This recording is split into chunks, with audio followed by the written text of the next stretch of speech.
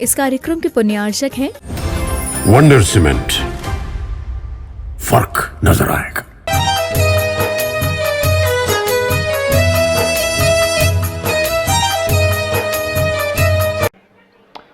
ओम नमः सिद्धेभ्यः। ओम नमः सिद्धेभ्यः। नमः श्री वर्धमानाय निर्धूत कलिलात्मने सालोकानां त्रिलोकानां यद विद्या दर्पणायते। अहिंसा परमो धर्म की महावीर भगवान की प्रातः स्मरणीय परम पूज्याचार्य गुरुवर श्री विद्यासागर जी मुनि महाराज की जय। बोलो विद्या शिरोमणि आचार्य श्री समय सागर जी महामुनि राज जी की, समस्त मुनि संघ की।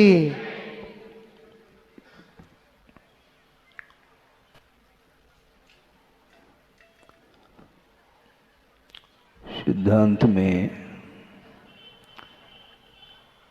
एक बहुत महत्वपूर्ण विषय दिया है, वह ये है,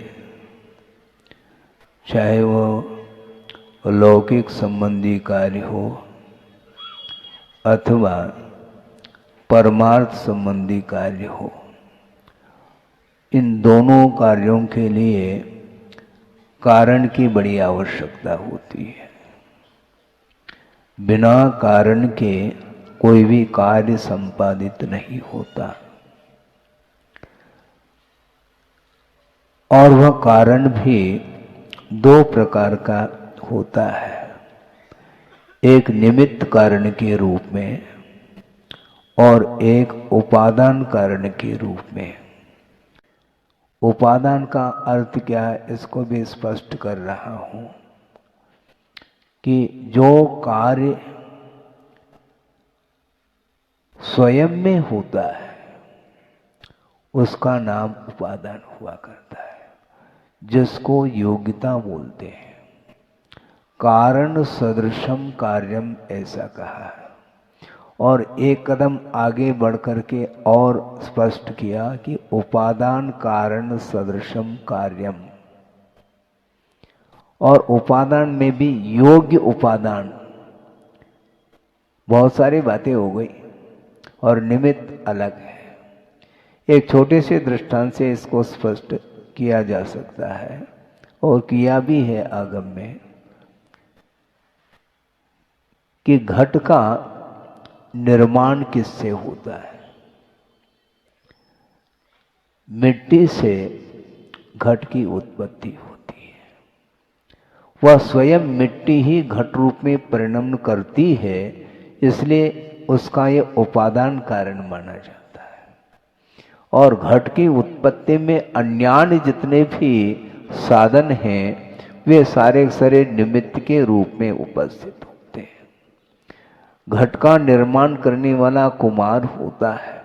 कुंभम करोति इति कुंभकार, ऐसा कहा। जो कुंभ का निर्माण करता है वह कुंभकार माना जाता है, कुम्हार माना जाता है। वह एक निमित्त है। और भी निमित्त है कि नहीं? हाँ, बिल्कुल निमित्त है। कुम्हार मिट्टी लाता है, गधा खड़ा है, और उस गधे के पीठ पर वो मिट्टी को लाद करके ले आ रहा है। गधा भी उसमें सहयोग दे रहा है, और उस मिट्टी को घट रूप देना है तो उसको छानने की भी बड़ी आवश्यकता है। उसमें छोटे छोटे कंकर पत्थर आदि होते हैं, उसको चालनी के माध्यम से छाना जाता है, तो वह चालनी भी उसमें निमित्त है, सहयोग प्रदान कर रही है। इसके बाद चाक चाहिए, नहीं चाहिए? कुम्हार का चाक, लेकिन चाक के नीचे कील होता है, वो भी आवश्यक है। ऐसा नहीं कि बिल्कुल कुम्हार के चाक को धरती पर रख दो, ऐसा नहीं होता। वो एक कील के आधार से वह चाक, और उसको घुमाने की बात है, डंडा भी आवश्यक है। ये सब हो गया। इसके साथ साथ पानी की भी आवश्यकता पड़ती है। और पानी यदि अनुपात से डालते हैं तो उसके लिए वह साधन बन सकता है। अनुपात से जल डालता है और उसको अपने पैरों से रोंदता है, तब कहीं जा कर के वह लोंदा सामने आता है। फिर उसको चाक के ऊपर चढ़ाया जाता है। चाक के ऊपर रख करके जब डंडे से उस चाक को घुमाते हैं, उसमें गति आती है। फिर बाद में वह जो आकार देना चाहे वह कुम्हार दे देता है। विभिन्न प्रकार के आकार को वह दे रहा है, देता है। ये सारे सारे निमित्त हैं और उपादान तो मिट्टी है। लेकिन एक और महत्वपूर्ण कारण क्या है? रह तो नहीं गया है? पूरे हो गए क्या? ध्यान है? और भी निमित्त है, काल। हाँ, ऐसा थोड़ी कि चढ़ाते ही घड़ा बन जाएगा, टाइम लगेगा, समय लगेगा। तो काल की भी बड़ी आवश्यकता है। लेकिन काल अवधि के भरोसे पर रहोगे तो घट का निर्माण कभी भी नहीं होने वाला है। क्योंकि काल तो अमूर्त द्रव्य है, वह विद्यमान है। तुम घड़ा बनाओ चाहे नहीं बनाओ, काल तो विद्यमान है। किंतु समय पर कार्य होता है, समय के द्वारा नहीं होता है। मूल विषय पर मैं आ रहा हूं, यह दृष्टांत था। समय पर कार्य हो सकता है, करना चाहे तब की बात है। काल के द्वारा कार्य संपादित नहीं हुआ, किंतु समय पर कार्य होता है। तो इसलिए ये सारे सारे जितने भी निमित्त भूत साधन हैं, ये सब उपस्थित होने के उपरांत भी यदि मान लो मिट्टी नहीं है तो क्या कर लोगे? सुनो, ये कागज ने तो घड़ा फूट जाएगा है, अभी घड़ा बनाना है। हाँ बिल्कुल, सोचो विचार करो।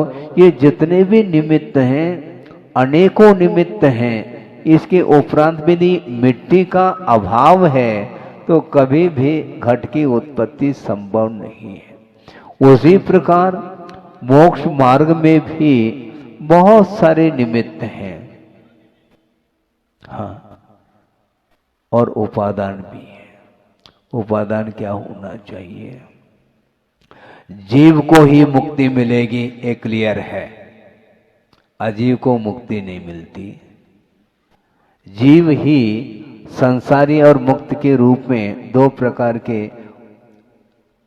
वर्णन में वह आता है द्रव्य, जीव द्रव्य। तो संसारी प्राणी को मुक्ति मिलेगी, किंतु मोक्ष को प्राप्त करने की योग्यता जिसके अंदर है वही मुक्त हो सकता है, अन्यथा नहीं। पर आज फिर कौन है योग्य? भव्य ही होगा। भव्य का अर्थ बहुत अच्छा अर्थ दिया है कि भवितुम योग्य भव्य, जो मोक्ष को प्राप्त करने की योग्यता जो रखता है उसी को मुक्ति मिलती है। लेकिन अपने आप नहीं मिलेगी। एक तो योग्यता चाहिए, किंतु उस योग्यता की अभिव्यक्ति जो होगी वह पुरुषार्थ के बल पर होगी। हमने कल ही बात कही थी या परसों कही होगी कि अनंत तीर्थंकर निकल चुके हैं। वो तो भव्य थे और वो तिर गए, किंतु अभी भी हम और आप इस धरती पर हैं तो क्या होंगे महाराज? बहुत विकल्प होता है। एक सज्जन ने कहा गुरुदेव के सामने कि महाराज हमें नींद नहीं आती है। क्यों? इसलिए नहीं आती महाराज, हम भव्य है क्या अभव्य है, इस चिंता के कारण हमें नींद नहीं आ रही है। आए बैठी है, मुझे नींद नहीं आ रही है। बहुत विकल्प होता है महाराज, बहुत आकुल व्याकुल हो जाता हूँ। भोजन में भी रुचि नहीं, भोजन भी नहीं रुचता। सुनो पहले, भोजन भी नहीं रुचता है। सब कुछ वैभव है, इसके उपरांत भी हमें भा नहीं रहा है। इतनी आकुल व्याकुलता है, महाराज मैं भव्य हूं क्या नहीं। तो गुरुदेव ने कहा तुम भव्य हो। क्यों? अभव्य को आकुलता नहीं रहती। अभव्य के दृष्टि में मोक्ष कोई वस्तु है ही नहीं। मोक्ष को प्राप्त करने की जो उत्कंठा है वह भव्य में ही संभव है। इसलिए तुम भव्य हो, निश्चिंत सो जाओ। लेकिन पुरुषार्थ करना है, ऐसा नहीं सो जाओ कहीं से रात दिन तुम सोते रहोगे, ऐसा नहीं।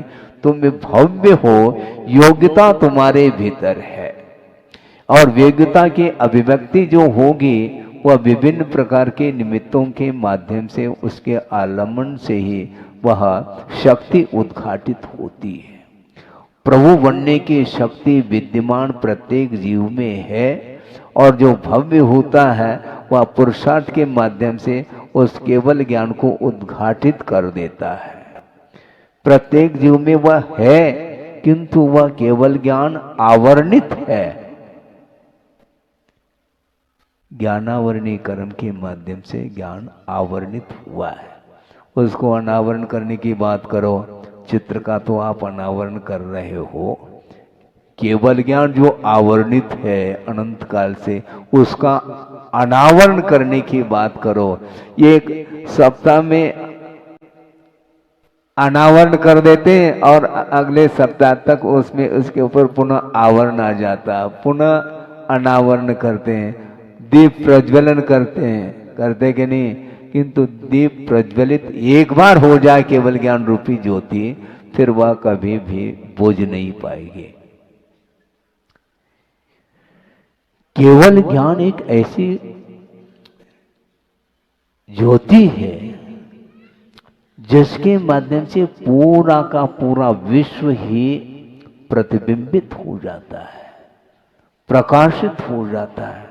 इसके उपरांत भी प्रभु की दृष्टि उन पदार्थों की ओर नहीं जाती। जानने का उनके अंदर कोई विकल्प नहीं है, वह बिल्कुल निर्विकल्प है। विश्व को जानते हुए भी वो हर्ष और विषाद का अनुभव नहीं करते। किसी भी पदार्थ के प्रति उनका कोई आकर्षण नहीं होता। क्यों नहीं होता है?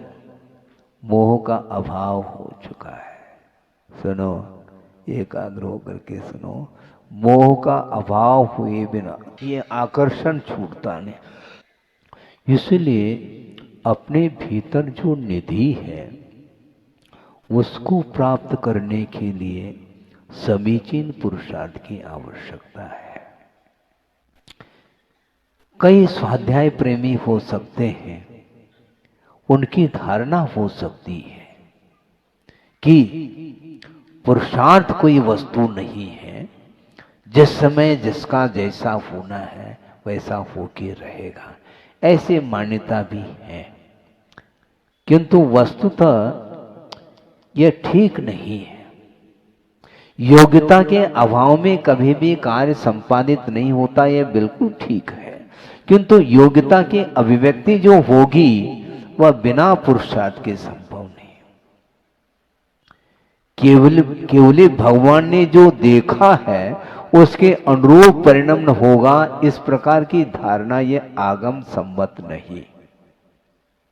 हाँ, केवल भगवान ने जो जाना है उसके अनुरूप वस्तु का परिणमन नहीं, क्योंकि वस्तु का परिणमन जो है वह स्वतंत्र हुआ करता है। वस्तु कभी परतंत्र नहीं हो सकती। वह स्वयं परिणमन करना चाहे तो वह संभव है। उन्होंने जान लिया, आपकी योग्यता को उन्होंने जान लिया पहले से, किंतु योग्यता का उद्घाटन जो होगा वह किसके द्वारा होगा मुझे बताओ। क्योंकि चार गति है। नरक जाने की भी योग्यता मनुष्य के अंदर है, कर्म भूमि के मनुष्य की बात करना। और तिर्यंच बनने की भी योग्यता है, देव पर्याय को प्राप्त करने की भी योग्यता है, मनुष्य से मनुष्य पर्याय को प्राप्त करने की भी योग्यता है, और मनुष्य से मुक्त होने की भी योग्यता है। योग्यता के अपेक्षा से उन्होंने कहा कि तुम्हारे भीतर ये योग्यता है, किंतु योग्यता का जो उद्घाटन है, उसकी अभिव्यक्त करने की जो बात आती है, वह आपके ऊपर निर्धारित है। भगवान ने जो जाना वो होगा ऐसा कहोगे तो फिर नरगति का जो बंद होगा वो तो उनके जानने के ऊपर निर्धारित है। आपने क्या किया फिर? है? नरक जाने के योग्य यदि परिणाम नहीं करता है कोई जीव, तो वह नरक जा नहीं सकता। कारण सदृशम कार्यम इसी को बोलते हैं। विषयों के प्रति अत्यासक्ति का जो भाव है वही नरक आयु के बंध के लिए कारण माना है। यदि परिणाम आप नहीं करेंगे तो आप कोई भी आपको नरक भेजने वाला है ही नहीं दुनिया में। कौन जाना चाहेगा नरक?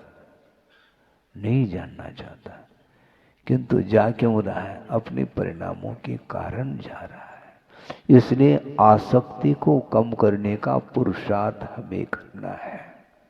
हाँ, पर वस्तु के प्रति जो आकर्षण है वो अभी तक समाप्त नहीं हो पाया। कब होगा समाप्त? अपने आप नहीं होगा, आप करना चाहो तो होगा। केवली भगवान ने ये जान लिया है कि तुम्हारे अंदर कौन कौन सी योग्यताएं विद्यमान है, और उसके अनुरूप यदि आप परिणाम करते हैं तो उसका प्रतिफल आपको मिलेगा। नरक आयु का कोई बंद कर दें और किसी दूसरे को वह नरक पर्याय मिल जाए, ऐसा संभव नहीं। आप देव आयु का बंद कर लो और दूसरे को स्वर्ग मिल जाए, ऐसा नहीं होता। आप जो परिणाम करते हैं उसका कर्ता आप हैं, और उसके फल का भोक्ता भी आप ही होंगे। इसलिए केवली भगवान ने और कुछ नहीं जानना, आपकी जो योग्यता है उसको उन्होंने स्पष्ट रूप से जाना। प्रत्येक जीव के अंदर अनंत योग्यताएं छिपी हुई हैं, उसको उद्घाटित करने के लिए ही उनका कहना है। यदि पुरुषार्थ की कोई आवश्यकता नहीं पड़ती तो हम पूछना चाहते हैं फिर उपदेश की क्या आवश्यकता है? सबसे क्वेश्चन मार्क लग जाएगा। पुरुषार्थ के बिना ही सब कुछ होना है, तो मुझे क्यों पुरुषार्थ करना आपको उपदेश देने के लिए?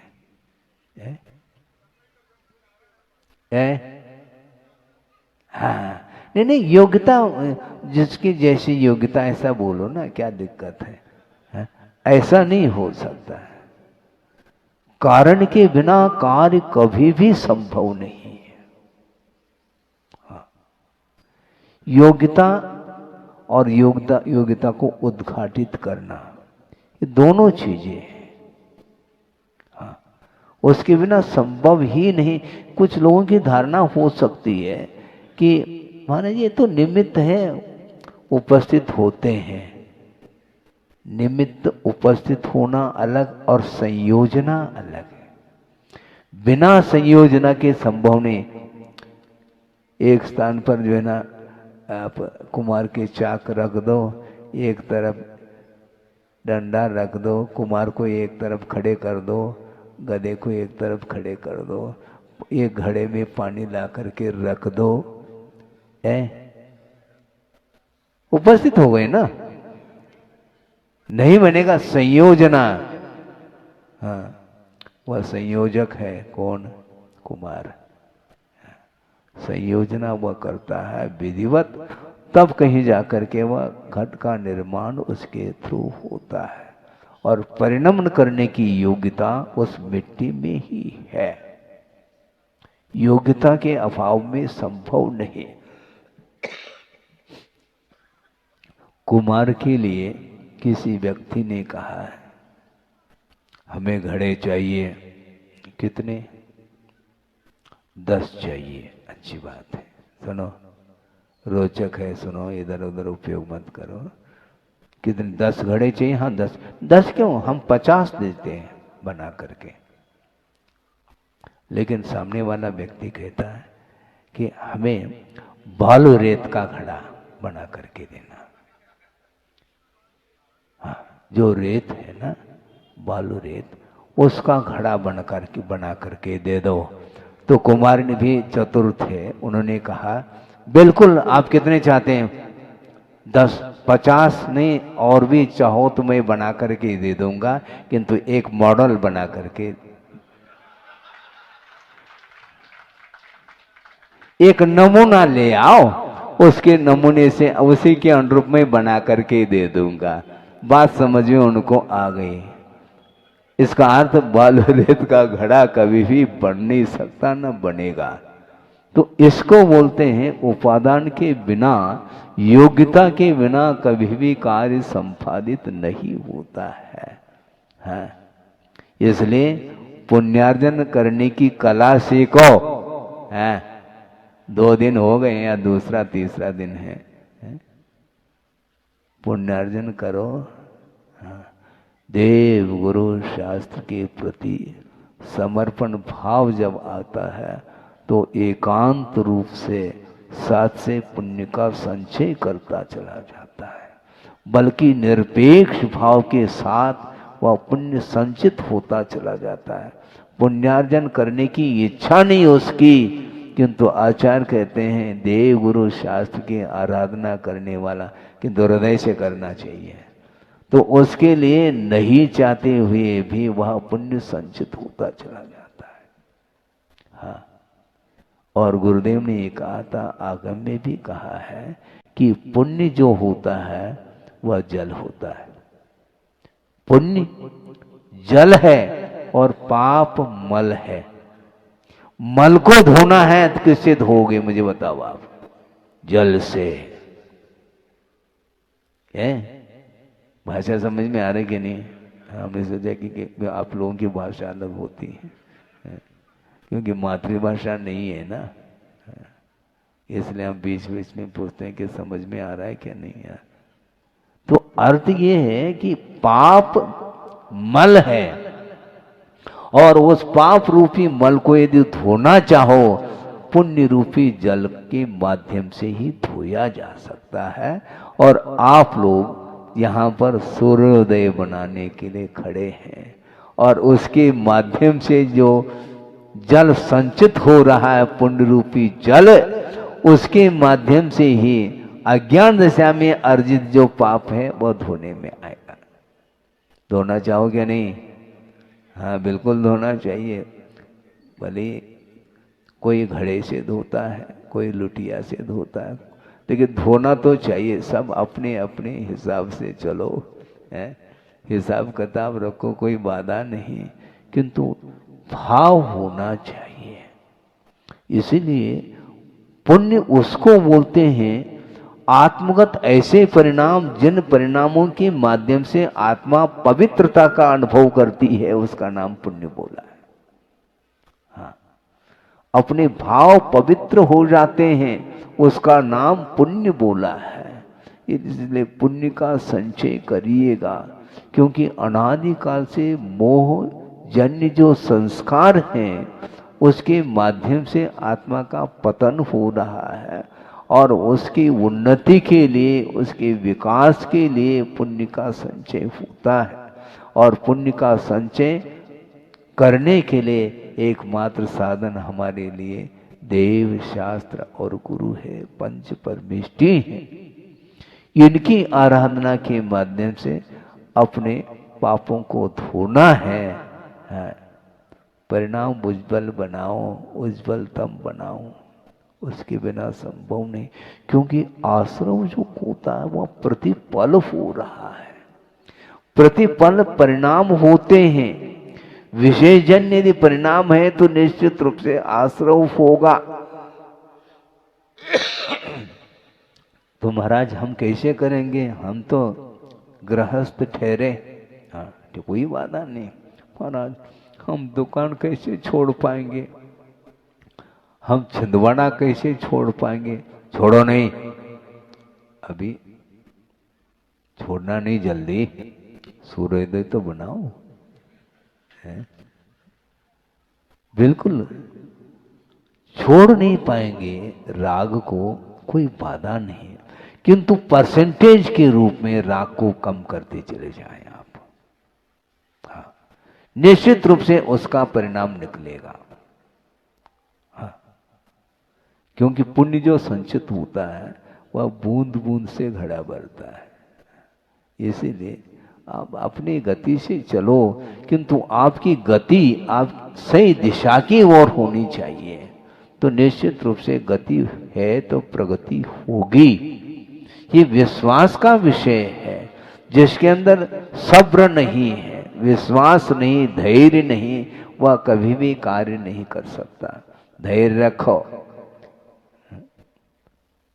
अब बीच बीच में निवेदन करते रहते ना, ऐसे निवेदन करो, कोई बाधा नहीं, लेकिन धैर्य तो रखो। एक साथ कोई कार्य होता नहीं, क्रमशः कार्य होता है, लेकिन लक्ष्य सबका एक होना चाहिए। तो मैं ये कह रहा था कि जो राग द्वेष अज्ञान के कारण जो पाप का अर्जन होता है, उस पाप रूपी मल को धोने के लिए साथ से पुण्य का संचय किया जाता है और करते हैं। ये जितने भी बड़े बड़े जो पद मिलते हैं वे चाहने से नहीं मिलते। कौन से? इंद्र पद, चक्रवर्ती पद, तीर्थंकर पद, ये बहुत बड़े बड़े पद माने जाते हैं। ये चाहने से नहीं, किंतु त्याग के माध्यम से ही इन पदों का मिलना होता है, बिना त्याग के नहीं।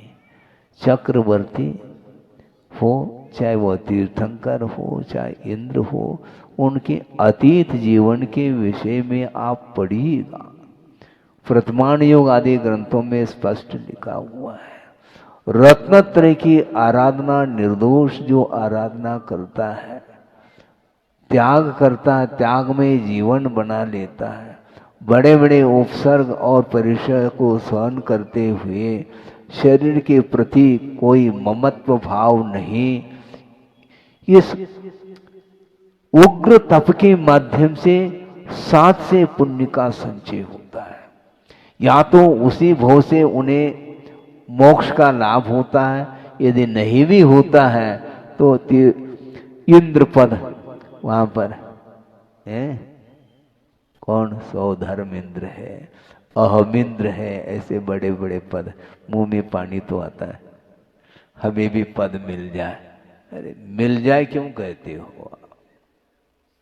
जिस तप के माध्यम से मुक्ति मिल सकती है, निर्वाण का लाभ हो सकता है, सिद्धत्व की उपलब्धि हो सकती है, उस साधना के माध्यम से तुम छोटे छोटे पद को क्यों चाह रहे हो? स्वर्ग को क्यों चाहते हैं? स्वर्ग यहां पर उतर सकता है, ध्यान रखो। हाँ, धर्म के माध्यम से, साधना के माध्यम से मुक्ति मिलती है। अनंत काल से संसारी प्राणी संसार में ही विचरण कर रहा है, इसके बाद भी पर वस्तु के प्रति उसका आकर्षण छूट नहीं रहा है। छोटे क्यों? छोड़ना पड़ेगा तुम्हें, बिना छोड़े वो छूट नहीं सकता। पर आज हम कैसे छोड़े? एक व्यक्ति आए गुरुदेव के सानिध्य में, सुना रहा हूं मैं। पर आज दशलक्षण पर्व में हम उपवास कर सकते हैं, 10 उपवास भी हमसे करवा लो, मैं कर लूं, किंतु चाय नहीं छूटती महाराज, चाय नहीं छूटती। अरे छूटेगी क्यों? छोड़ना पड़ेगा ना। कैसे छोड़े महाराज? आदत पड़ी है, हैबिट जिसको बोलते, वो आदत पड़ी है, तो आदत को तो छोड़ना तो पड़ेगा, आदत छोड़ना पड़ेगा। इसी प्रकार भी एक व्यक्ति ने कहा, महाराज ये चाय है, चाय पीते हैं, और क्या पीते हैं?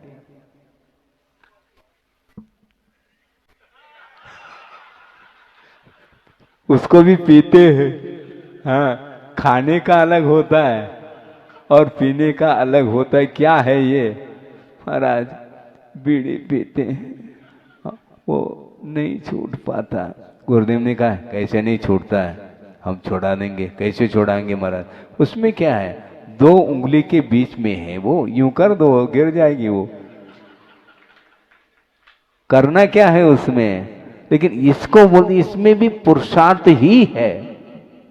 बिना पुरुषार्थ के आपके अंदर त्याग का भाव जब तक नहीं आएगा तब तक आप पर पदार्थ को छोड़ नहीं पाएंगे। इसलिए ये बड़े बड़े पद की इच्छा रखते हो और इतनी सी चीज छूट नहीं पा रहे हैं आप, कैसे मिलेगा तुम्हें? चक्रवर्ती पद है, इंद्र पद है, तीर्थंकर पद है, बहुत बड़े बड़े पद, और ये सम्यक के साथ ही सारे सारे पद मिलते हैं। मिथ्या दृष्टि के लिए इस प्रकार के पद उसके भाग्य में, उसके नसीब में है ही नहीं। इसलिए ये इच्छा का निरोध करो। ये व्यवसाय नहीं है, ध्यान रखो। व्यवसाय में होता क्या है, एक हाथ से दाम देता है, दूसरे हाथ से माल ले लेता है। उसी प्रकार आप ये कहना चाहो मैं इतना दे दूंगा मुझे इतना मिल जाए, गलत बात। ऐसा नहीं, भगवान के चरणों में जा करके और कोई भी इच्छा साथ ले करके नहीं जाना उनके चरणों में। तत्पर शुद्ध पढ़ते हैं आप? मंगलाचरण में क्या आया है? हाँ, मोक्ष मार्ग से नेतारम भेदारम कर्म भूव्रताम ज्ञातारम विश्व तत्वानाम वंदे हाँ तद्गुण लब्धये। अंतिम चरण में प्रयोजन बताया है। हे भगवान, मैं आपके चरणों में आया हूं, मैं आपकी वंदना कर रहा हूं, मैं आपके चरणों में नतमस्तक कर रहा हूं। आप कैसे हैं? मोक्ष मार्ग के नेता हैं आप, नेतृत्व करने वाले हैं, और कर्म रूपी पर्वतों के भेदन करने वाले हैं, और विश्व तत्वानाम ज्ञातारम कहा। विश्व के समस्त पदार्थों को जानने की क्षमता आपके भीतर है। इस प्रकार योग्यता के धनी आप हैं भगवान, इसलिए मैं आपके चरणों में आया हूं, मैं आपकी वंदना कर रहा हूं। किंतु आचार्य कहते हैं कि वर्थम, क्यों वंदना करना चाहते हो? तद्गुण लब्धये। हे भगवान, हमारा और कोई भी लक्ष्य या प्रयोजन, कोई अभिप्राय, कोई उद्देश्य नहीं, केवल आपके चरणों में आने का एकमात्र उद्देश्य यही है कि जिस प्रकार आपने अपने साधना के माध्यम से जो शक्ति के रूप में केवल ज्ञान था और उसको आपने केवल ज्ञान रूपी ज्योति प्रकट कर ली, उसी प्रकार मेरे भीतर भी वह केवल ज्ञान रूपी गुण विद्यमान है। उन अनंत गुणों को उद्घाटित करने के उद्देश्य को लेकर के आपके चरणों में आया हूं, मुझे और कोई भी अपेक्षा नहीं है। इसको बोलते हैं तद्गुण लब्धये। उनके गुणों को प्राप्त करना, उनके गुणों को प्राप्त करने का आशय ये है कि प्रत्येक संसारी प्राणी में प्रभुत्व बनने की शक्ति विद्यमान है। प्रभु बनना चाहो तो प्रभु के चरणों में नतमस्तक हो जाओ। क्या करना है? प्रभु बनना है ना? प्रभु बनना है, लेकिन ऐसा नहीं बन सकते आप। प्रभु बनने की जो प्रक्रिया है वो अद्भुत प्रक्रिया है। दूध में घी है क्या? नहीं, मैं प्रश्न पूछ रहा हूं आपके लिए। है गंध आती है दूध में? फिर आप बोल रहे ना दूध में घी है। हाँ, दूध में घी विद्यमान है शक्ति के रूप में। विधिवत उस दूध में से उस घृत को, उस घी को निकाला जाता है। दूध को पहला तपाते हैं, आपको ज्ञान नहीं, इनको होगा, रोजाना तपाती है वो।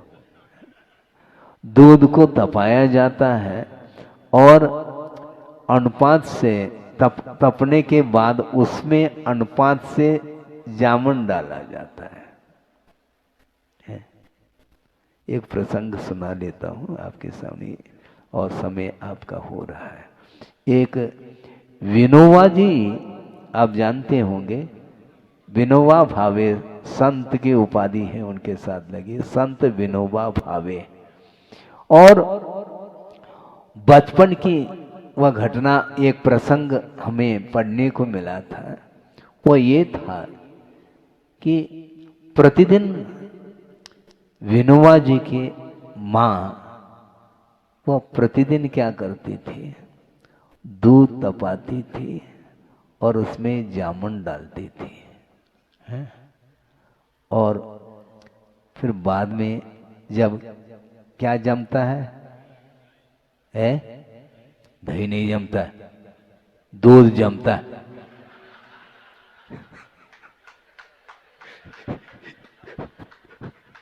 यही तो समस्या है, लेकिन ये जनपद सत्य हो गया है कि दूध जमता है, क्या दही जमता है? दही जमता है ऐसा बोलते हैं, जबकि वह दूध ही दही के रूप में परिवर्तित हो जाता है।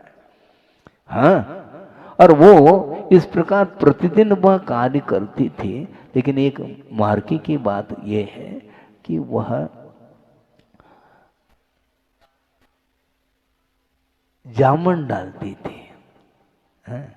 और उस बाद में जब जम जाता है तो उसका मंथन करती थी, किंतु साथ में राम का स्मरण करती थी, है? तो धीरे धीरे विनोबा जी बड़े हो गए, समझ आ गई थोड़ी बहुत। उन्होंने तर्क किया, माँ ये तो बताओ, प्रतिदिन आप दही का मंथन करती हो, दूध में जामुन डालती हो, जामुन भी डाल रही है और राम का स्मरण क्यों है? सही सही बताओ कि दूध में जामुन डालने से दूध दही के रूप में परिवर्तित होता है क्या? राम के नाम लेने से। यदि राम के नाम लेने से दूध यदि दही के रूप में परिवर्तित हो जाता है तो जामुन डालना छोड़ दो। यदि जामुन से ही दूध दही के रूप में परिवर्तित होता है तो राम का नाम लेना छोड़ो। भारी समस्या खड़ी हो गई। और मां मुस्कान लेती है, बेटा तुम्हें मालूम नहीं है, दूध जो जम जाता है दही के रूप में परिवर्तित होता है वह जामुन के माध्यम से ही होता है, किंतु राम का नाम इसलिए मैं लेती हूं ऐसा न हो कि मेरे अंदर कहीं अहंकार न आ जाए कि मैंने जमाया है इसको, नहीं समझे? है इसलिए प्रतिदिन वह राम का नाम लेती थी। इससे स्पष्ट है कि निमित्त और उपादान ये दोनों अनिवार्य है। प्रभु का नाम लेने से ही आप प्रभु बनेंगे, किंतु पुरुषार्थ को छोड़ना नहीं। केवल राम राम राम कहोगे और पुरुषार्थ राम के अनुरूप यदि नहीं करोगे तो आपको राम प्रसन्न नहीं होंगे आपसे, हैं? राम को प्रसन्न करना खेल नहीं। राम ने जो कार्य किया है उसी प्रकार आपको भी करना पड़ेगा। तब विनोबा जी को बात समझ में आ गई कि योग्यता अलग वस्तु और पुरुषार्थ अलग वस्तु, और जिनके माध्यम से वह कार्य संपादित होता है राम का स्मरण हम भूल नहीं पाएंगे। भव भव तक हम राम को याद करते रहेंगे, तभी हम स्वयं भी राम बन सकते हैं। क्योंकि प्रत्येक व्यक्ति के भीतर वह शक्ति विद्यमान है। यदि वह समर्पण भाव के साथ, चाहे वह राम हो, चाहे महावीर हो, चाहे हनुमान हो, कोई भी हो, भगवान के रूप में उनको स्वीकारा जा रहा है और उनकी आराधना की जा रही है। और प्रभु बनने के उद्देश्य को लेकर के आराधना की जा रही है, इसलिए इसमें सफलता निश्चित रूप से मिलती है। इसलिए पुण्य संचय करने के लिए आपको देव शास्त्र गुरु के प्रति समर्पण भाव, आस्था का भाव जागृत करना होगा और अपनी शक्ति के अनुरूप आचरण में लाना होगा। आपको मान लो यहां से दिल्ली जाना है, ठीक है, आपने टिकट करा ली, अच्छा, टिकट आपके जेब में है। अब ट्रेन में बैठने की क्या आवश्यकता है? अरे सीधी सीधी बात, टिकट आपने ले लिया, ठीक है, सुरक्षित रखो, लेकिन उस टिकट से कोई प्रयोजन नहीं, क्योंकि समय व्यतीत हो गया। मान लो वह सामान्य कागज है, उससे कुछ होना जाना नहीं। टिकट खरीदने के बाद भी आपको पुरुषार्थ बिल्कुल ट्रेन में बैठना पड़ेगा। हाँ, रिजर्वेशन किया, सब किया, और बस समय निकल गया, फिर दोबारा करना, फिर से करना पड़ेगा आपको। तो उसी प्रकार टिकट काटने से काम नहीं चलेगा। टिकट के साथ साथ टिकट का अर्थ एक प्रकार से विश्वास हो जाता है कि हमें मुक्ति मोक्ष मिलेगा तो इसी रास्ते से मिलेगा, किंतु चलने से मिलता है, खाली बैठने से नहीं मिलता। इसलिए प्रभु भक्ति करो और प्रभु ने जो कहा उस प्रकार विवेक के साथ आचरण में भी लाओ अपने जीवन में, और अहिंसा की उपासना करते रहोगे तो उसके माध्यम से ही हमें मोक्ष मिलने वाला है। अहिंसा को बीच में इसलिए लाया हूँ, इस विषय में और समय मिल जाए तो मैं कहूँगा, क्योंकि अहिंसा यह परम धर्म है, बल्कि यूं कहना चाहिए विश्व धर्म है। ये ध्यान रखो, प्रत्येक धर्म में अहिंसा के लिए स्थान है, क्योंकि परोपकार की भावना के बिना हम किसी को सुखी नहीं बना पाएंगे। हम स्वयं सुखी बनना चाहते हैं तो वही सुखी हो सकता जो दूसरे को भी सुखी देखना चाहता है। इसलिए परस्परोपग्रहो जीवानाम कहा। प्रत्येक प्राणी मात्र के प्रति जो दया का भाव, करुणा का भाव रखता है, परोपकार का भाव रखता है, एक दूसरे के जीवन में सहयोग प्रदान करता है, वही व्यक्ति सुखी होता है। उसकी आत्मा भी सुखी हो सकती है। सुख के लिए इस प्रकार एक, बल्कि गुरुदेव का बार बार कहना था कि सुखी होना चाहते हो, अपने जीवन में कष्ट आ जाए परवाह मत करो, ये कष्ट तो आते रहते हैं। अपने जीवन में मान लो दुख की घड़ी आती है, उस पर ध्यान नहीं दो, इससे भी ज्यादा कोई दुखी हो सकता है, उसके लिए सहयोग दो तो स्वयं का दुख समाप्त हो सकता है। तो अपने आप के दुख को समाप्त करना चाहो तो अड़ोस पड़ोस के व्यक्ति के प्रति भी जा करके झांक करके देख लो, उसको कोई कमी तो नहीं है। समझने के लिए हॉस्पिटल में आप पहुंच जाते हैं, अपना कोई भी मेंबर है, मान लो रोगी पेशेंट है, वहां पर जा करके उसके लिए बार बार पूछते हैं क्यों, कैसा है, आराम है क्या नहीं, कैसा लग रहा, आदि आदि। किंतु बहुत सारे और भी पेशेंट्स हैं, उन वहां पर जाकर के कभी देखा नहीं, देखना चाहिए। अपने अपने प्रति अपनत्व के, ये मोह कहलाता। अपने परिवार का कोई सदस्य हो तो उसके प्रति तो आपका करुणा का भाव जागृत हो रहा है, बल्कि आचार्य कहते हैं ये करुणा संकीर्ण करुणा मानी जाती है। प्रत्येक प्राणी मात्र के प्रति करुणा का भाव रखो। पशुओं के प्रति भी, मूक प्राणी है, पशु है, बोल नहीं सकते, जो वेदना उसको हो रही है उसको कौन दूर करेगा, उनके लिए कौन सा प्रबंध है, कोई प्रबंध नहीं। और मानव के लिए कितना प्रबंध है? कोई सीमा है क्या? मनुष्य के लिए तो वातानुकूलित है, एसी भी है, कूलर भी है, पंखे भी लगे रहते हैं, ऋतुमान के अनुरूप सब कुछ प्रबंध रहता है। और प्रबंधकारिणी कमेटी भी,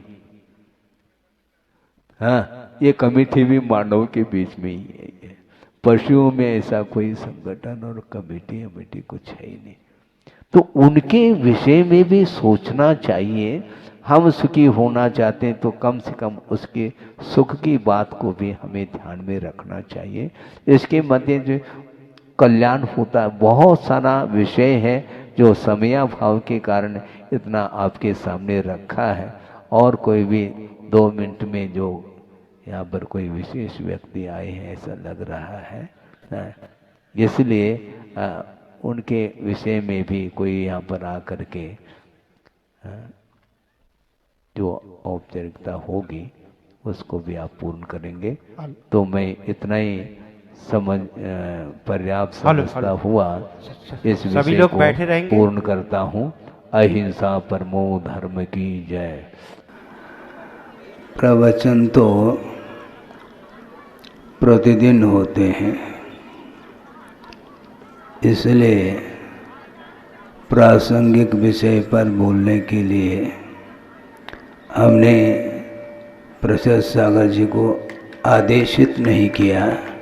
भावना थी हमारी कि आपका भी विचार इसमें अपेक्षित है, और उन्होंने प्रासंगिक विषय को अच्छे दूर तक दृष्टि रखते हुए व्यापक रूप से उन्होंने आपके सामने विचार प्रस्तुत किया है। वास्तव में देखा जाए, जीवन सुखी बने ये प्रत्येक जीव का एक लक्ष्य रहता है। ऐसा कौन सा जीव होगा जो सुख नहीं चाहता हो, शांतिपूर्ण जीवन नहीं जीना चाहता हो, किंतु शांति और सुख के जो साधन हैं उस ओर दृष्टि नहीं रख पाता। सुख और शांति बिना साधन से नहीं मिल सकती। अलौकिक क्षेत्र और परमार्थ संबंधी इन दोनों क्षेत्रों में कार्य को महत्व नहीं दिया, कारण को महत्व दिया है। प्यास बुझेगा, किससे बुझ सकता है प्यास? पानी से बुझेगा ना। रोग से निवृत्ति होगी तो किससे होगी? औषधि से होगी। मान लो आपको नदी को पार करना है तो किससे पार करेंगे? नाव से करेंगे। इसी प्रकार भिन्न भिन्न क्षेत्र में जो भी अभिष्ट जो तत्व है, पदार्थ है, उसको प्राप्त करने के लिए उस संबंधी जो साधन हैं उनको अपनाने की आवश्यकता है। तो एक प्रासंगिक श्लोक आपके सामने रखते हुए इस विषय को संक्षेप से इसलिए संक्षेप कर रहा हूँ क्योंकि जो भी इस विषय पर बोलना था वो पर्याप्त बोल चुके हैं। आपने भी भाइयों के माध्यम से, ब्रह्मचारियों के माध्यम से भी विषय को समझ लिया, और सारभूत जो विषय था वो महाराज जी ने भी आपके सामने रखा है। शीतलम चंदनम लोके, शीतलम चंदनम लोके चंदनादपि चंद्रमा, ताभ्याम चंदन चंद्राभ्याम शीतल साधु संगति, ऐसा कहा। साधु की संगति से जो शीतलता मिलती है वह अन्य वस्तुओं से नहीं मिल सकती। ग्रीष्म काल में आपको काफ़ी गर्मी लग रही है और उस गर्मी को दूर करने के लिए चंदन का प्रयोग करते हैं। उससे भी यदि मान लो गर्मी परसेंटेज में दूर नहीं हो रही है तो चंद्रमा, उसकी जो चांदनी है, किरणें हैं, उसके माध्यम से शीतलता का अनुभव करता है संसारी प्राणी। किंतु इन दोनों से भी यदि अधिक मात्रा में शीतलता मिलती है तो साधुओं की संगति से मिलती है, ऐसा कहा। आप सोचिएगा, साधु की संगति और आप लोगों के लिए साधु नहीं, गुरुदेव का समागम मिला है आपको। सालों उनके चरणों में, उनके सानिध्य में रह करके उनकी आराधना, उनकी उपासना करने का, उनकी वंदना, दर्शन आदि करने का आपको सौभाग्य प्राप्त हुआ है। उसके माध्यम से आपका जीवन शीतलमय हुआ है। तो इसलिए गुरुओं के संकेत के अनुरूप चलने से एक व्यक्ति नहीं, पूरा विश्व ही शांति का अनुभव कर सकता है और करता है। केवल हम और आपके लिए गुरुदेव ने मार्ग प्रशस्त नहीं किया, किंतु पूरे विश्व को ही उन्होंने प्रकाश दिया है और उस प्रकाश में अपने को चलना है। महाराज आप प्रकाश देव, हम कैसे प्रकाश दें जब उन्होंने हमें भी प्रकाश दिया और आपको भी प्रकाशित किया है। एक सूर्य के माध्यम से जिस प्रकार पूरी की पूरी पृथ्वी, पूरा जगत ही प्रकाशित हो जाता है, तो अब गुरु को छोड़ करके और अन्यत्र किसी के चरणों में जाने की आवश्यकता इसलिए नहीं है। वो हम और आपके बीच में नहीं है, ऐसा व्यवहार की दृष्टि से भले ही कह दें, किंतु जैसे महाराज जी ने कहा था कि कण कण में वो समाहित है। प्रत्येक व्यक्ति के हृदय में वो गुरु विराजमान हैं। उनकी आराधना करेंगे तो निश्चित रूप से कोई भी आपकी जीवन में बाधा, संकट, आपत्ति संभव ही नहीं है। आपत्ति जो आती है वह अपने मार्ग से हटने से आपत्ति आती है, विपत्ति आती है। और विशेष रूप से केवल संपदा की ओर ही दृष्टि जाती है, यानी संपत्ति की ओर ही दृष्टि जाती है, तो विपत्ति आए बिना रहेगी नहीं। इसलिए आपके पास जो संपत्ति है, जो संपदा है, उसका उपयोग स्वयं के लिए भी करें, और जिसके जीवन में संपदा नहीं है कर्म के उदय में, उसके लिए भी सहयोग दे करके उसके जीवन को भी सुखमय बनाने का यदि मान लो आप पुरुषार्थ करते हैं, योगदान देते हैं, तो निश्चित रूप से वह शांति बहुत अच्छी, द्विगुणित नहीं कई गुनी शांति बढ़ जाती है। इसलिए गुरुदेव ने ये सारे प्रकल्प दिए हैं। हमें किसी की आलोचना नहीं करना, किसी के प्रति कटाक्ष नहीं करना। गुरुदेव ने ये कहा है। कटाक्ष का अर्थ क्या है? आंखें मिली है उसको काटो नहीं। कटाक्ष क्यों करते हो? कटाक्ष नहीं करना हमें। जो आंखें मिली हैं उन आंखों के माध्यम से अपने को जीव कितने प्रकार के संसार में हैं और अपने कर्मों के उदय के कारण वे दुख का अनुभव कर रहे हैं, उसको देख करके चलो। अहिंसा की उपासना करो। कर्म के उदय में जीवन पतित होता है, ये सबको ज्ञात है, किंतु उसका उत्थान किस ढंग से हो सकता है, ये करुणा के बिना, दया के बिना संभव नहीं है। और दया और करुणा से जो रहित है वह वस्तुतः उपदेश का भी पात्र नहीं बन सकता। करुणा होनी चाहिए।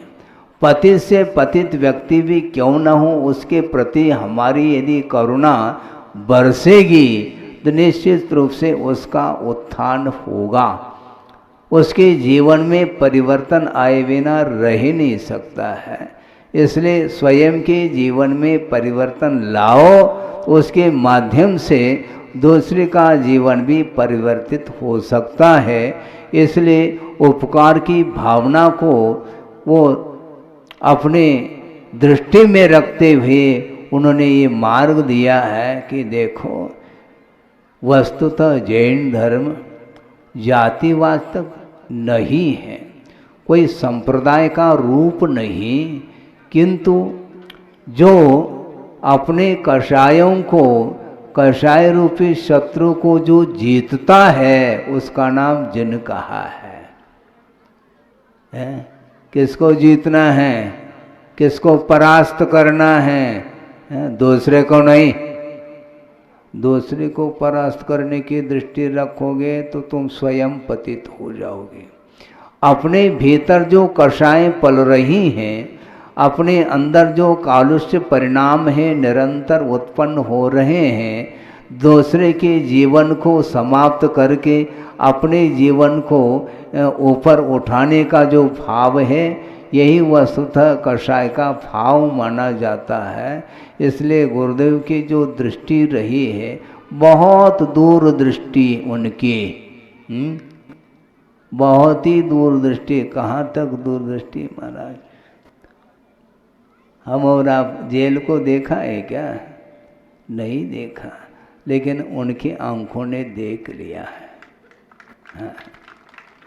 उन्होंने सोचा, दिल्ली जैसे तिहाड़ जेल है, दिल्ली में है, और अन्यत्र भी बड़े बड़े जो महानगरी हैं उन्हें भी, वहाँ पर भी जेल हैं, वहाँ पर जो कैदी हैं उनके जीवन के विषय में भी उन्होंने सोचा, उनको कौन मार्ग प्रशस्त करेगा, और वो अपने पास आ नहीं सकते।